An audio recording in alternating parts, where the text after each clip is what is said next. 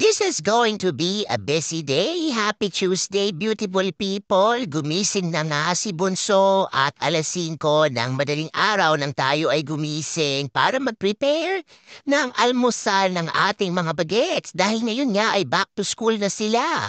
Pagkatapos ko mang i-update ang kalendaryo ay dumiretso na tayo sa kitchen at nagluto na nga tayo ng kanilang breakfast at ang request nga ng ating dalaga ay chicken tocino. Simula na nga ngayong araw na to ay aligaga at busy na naman tayo. Tuwing umaga sa paghahanda nga ng kanilang almusal dahil kailangan nilang kumain ng rice because kanin is life. Para nga hindi sila masyadong gutumin. Eto na nga ang ating veggie bowls at inihanda ko na din ang vitamins ng ating mga bagets, pati na din si Daddy. Dahil importante na maging healthy ang kanilang katawan. Siyempre pa maliban sa pagiging nanay, isa rin tayong wifey at ipinag-prepare ko naman si Daddy ng kanyang Lebanon bologna sandwich dahil busy din ang kanyang araw. Para na namang octopus si Mama sa kusina at panay pa rin ang ating kilos. Nagpiprito tayo ng kanilang breakfast at hinahanda ko rin ang kanilang vitamins.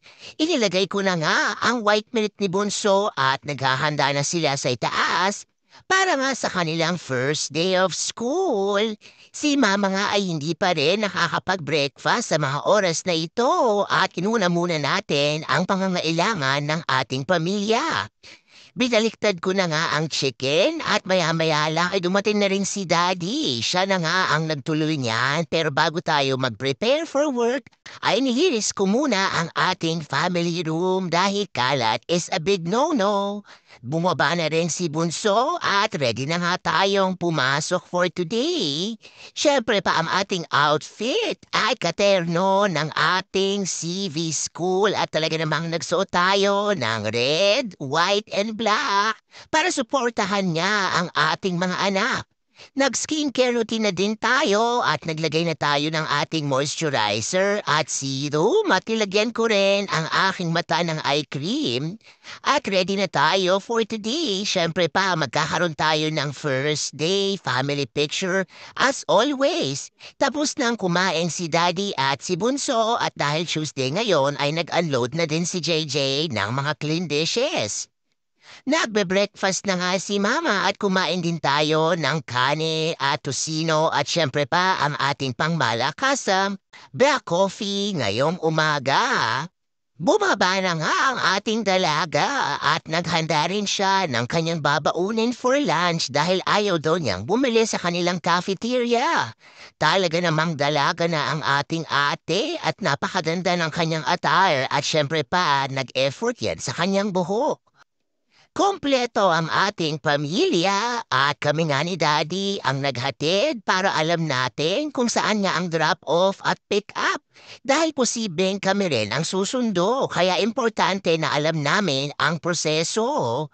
Ready nang pumasok ang ating dalaga, kaya naman good luck sa iyo anak. Pagkatapos nating maihatid ang ating dalaga, pumunta naman kami at inihatid namin si JJ sa kanyang school. Isang sasakyan na lang muna ang aming dinala at ihahatid nga ako ni Daddy sa bahay pagkatapos nga ng aming draft-off sa mga bagets. Ayun na nga ang ating 7th grader. Good luck din sa iyo anak.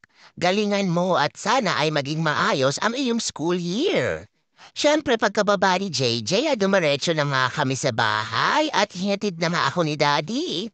Sa mga oras na ito ay 7:20 ng umaga at naiwan na naman tayo sa bahay at syempre pa tayo ay for the linis muna. Dahil isa tayong nanay, sinigurado ko nga na makapagsaing muna dahil sa bahay din kami kakain ni Daddy. Dinamihan ko na nga yan para umabot hanggang bukas ng umaga at dahil alas 9 pa nga ang ating first patient, ay gumawa muna tayo ng house chores at nagligpit ng buong kabahayan.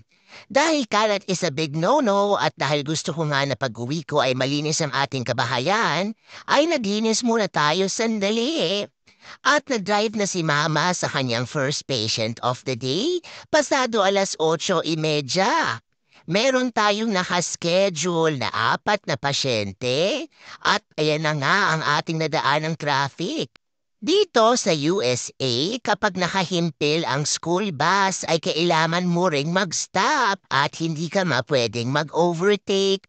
Yan nga ay ginagawa nila for the safety ng mga kabataan. Kaya naman nag-alat tayo ng enough time dahil alam ko nga na meron tayong madadaanang frequent stop na mga school bus.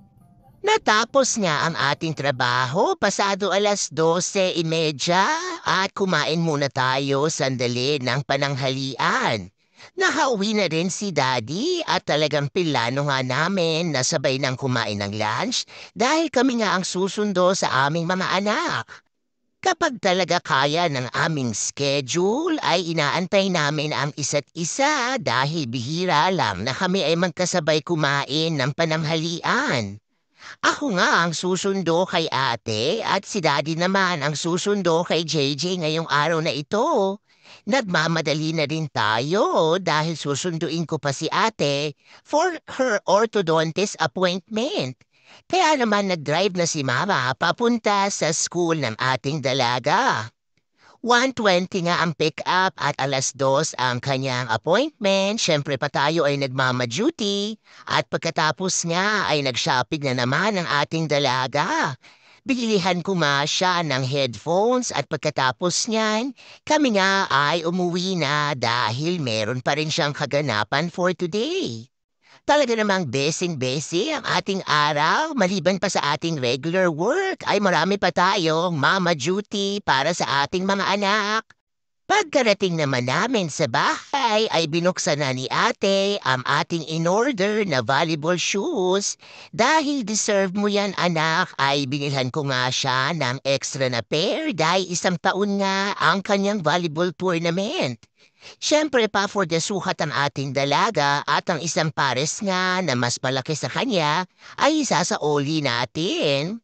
Sa mga oras na ito ay nakauwi na din ang ating bunso at si daddy na nga ang sumundo dyan. Umakyat na si JJ at itinago na nga niya sa kanyang kwarto ang kanyang book bag. Ang araw na ito ay matagumpay para sa first day of back to school ng ating mga anak. Kaya naman thank you Lord talaga. Yan lang muna for today's video. Remember, family time is the best time. And every gising with your family is always a blessing. Don't forget to smile. God bless everyone. Bye-bye.